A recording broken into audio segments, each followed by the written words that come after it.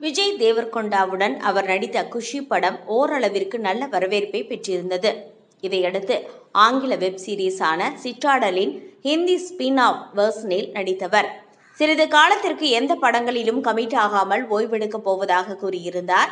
தற்போது ஓய்விலிருந்து திரும்பி வந்து ஒரு சில படங்களில் கமிட் ஆகி நடித்து வருகிறார். சமீபத்தில் IMDbயின் 100 பிரபலங்கள் பட்டியலில் 13வது இடத்தை பிடித்து பலரது பாராட்டுகளையும் பெற்றிருக்கிறார். சினிமாவில் பிஸியாக நடித்துக் கொண்டிருந்தாலும் சமூக வலைதளங்களில் பதிவுகளை பதிவிடுவது, புகைப்படங்களை பகிர்வது என்று ஆக்டிவாக இருக்கிறார் நடிகை சமந்தா.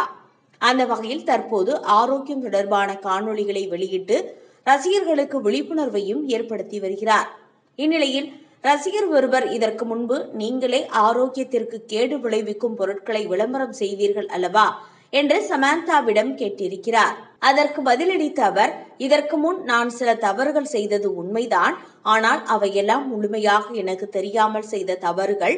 உண்மை தெரிந்த பிறகு அதுபோன்ற விஷயங்களை விளம்பரப்படுத்துவதை முற்றிலும் நிறுத்திவிட்டேன். இப்போது விழிப்புணர்வுடன் இருக்கிறேன் என்று கூறியிருக்கிறார்.